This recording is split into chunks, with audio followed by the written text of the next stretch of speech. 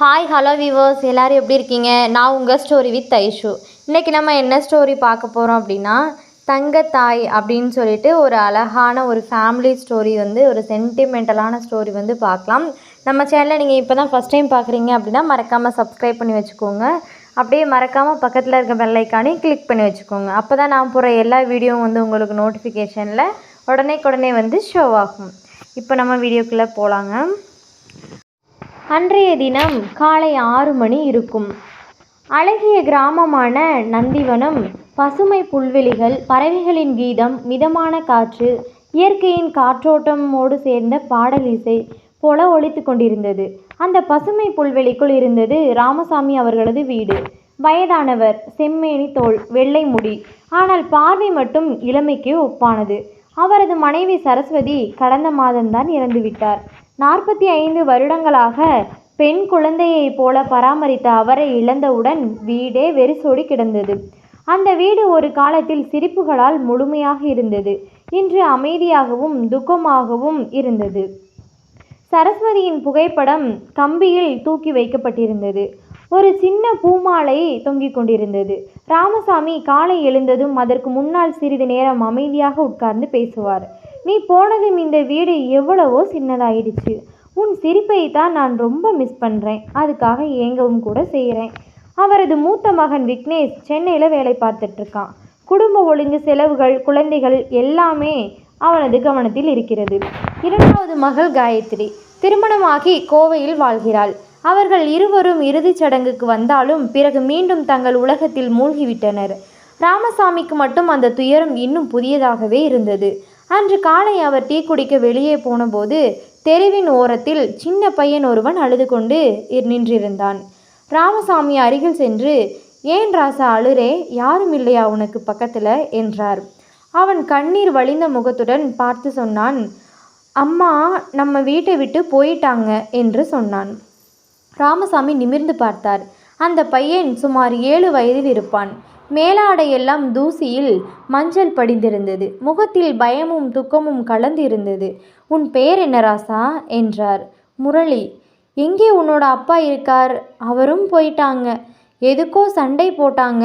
அம்மா வெளியில் போயிட்டு அப்பா வீட்டுக்குள்ளே அடிச்சுக்கிட்டு இருந்தாரு. நான் பயந்து வெளியே வந்துட்டேன். ராமசாமியின் இதயமே சுருங்கிவிட்டது. தன் குடும்ப நினைவுகள் மெல்ல மெல்ல திரும்ப தொடங்கியது. எப்போதோ ஒரு நாளில் அவரும் சரஸ்வதியும் சின்ன விஷயங்களுக்கு சண்டை போட்ட தருணங்கள் ஞாபகமாயின. வாராசா, உள்ளே வாங்க, குளிர் அதிகமாக இருக்குது. முன்னாடி ஒரு டீ குடிக்கிறேன், நீ பால் குடிக்கணும், சரியா? முரளி தயங்கினான். ஆனால் ராமசாமியின் கண்களில் பாசத்தை பார்த்தவுடன் மெதுவாக தலையாட்டினான். வீட்டுக்குள் வந்தான். அந்த வீட்டில் மீண்டும் ஒரு குழந்தையின் அழுகை சத்தம் போல் கேட்டது. கூடவே நடை ஒளியும் கூட கேட்டது. முரளிக்கு பசிக்குது. ராமசாமி அவருக்கு பால் கொடுத்தார். பசலைக்கீரை சாதம் செய்து வைக்கும் நேரத்தில் அந்த பையன் கையாலேயே சாப்பிட ஆரம்பித்தான். நீங்கள் ஒன்றும் சாப்பிடலையா தாத்தா? நான் நாளைக்கா தான் சாப்பிடுவேன். இப்போ உன் சிரிப்பை பார்த்தா சாப்பிட்ட மாதிரியே இருக்கு என்று அவர் சிரித்தார். அந்த சிறிது நேரத்தில் இருவரும் ஒரு பாசத்துடன் பழக ஆரம்பித்தனர். முரளி சொல்லாமல் சில நேரம் அழுவான். தன் அம்மாவை குறித்து அவன் கேட்பான். ராமசாமி மெதுவாக பேசுவார். அமைதியாய் ஓரமாய் உட்காருவார். பையன் தூங்கும்போது அவர் அருகில் அமர்ந்திருப்பார். மறுநாள் காலையில் ராமசாமி முரளியுடன் அருகிலுள்ள போலீஸ் ஸ்டேஷனுக்கு சென்றார். இந்த பையன் தெருவில் அழுது கொண்டு நின்றான். வீட்டை விட்டு வெளியில் வந்திருக்கிறான். பெற்றோர் யாரோ என்று தெரியவில்லை.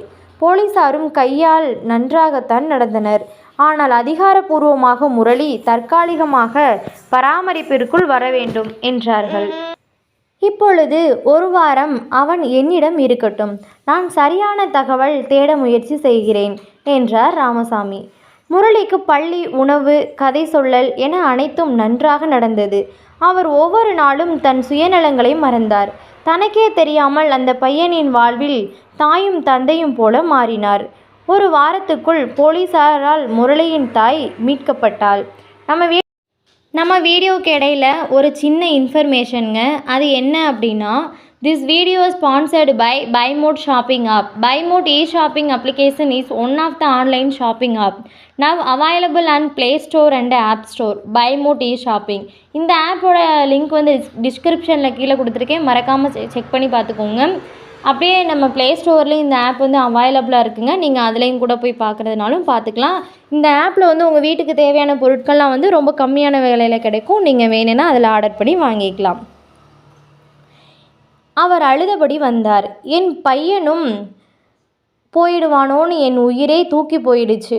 முரளி தாயை பார்த்தவுடன் ஓடி கட்டிப்பிடித்தான். ராமசாமி புன்னகையுடன் பார்த்து கொண்டிருந்தார். அந்த தாய் தங்களது குடும்பம் சிறந்த முறையில் மீள ஒத்துழைத்தார். முரளி ராமசாமியை விட்டு செல்ல விரும்பவில்லை.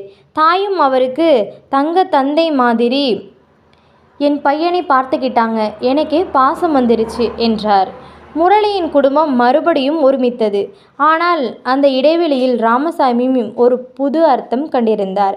விக்னேஷ் மற்றும் காயத்ரி வந்தபோது அவர்கள் தந்தையின் சந்தோஷத்திற்காக அந்த சோக நிலையை தாண்டி புதிய பாசத்தை பெற்றவர்கள்.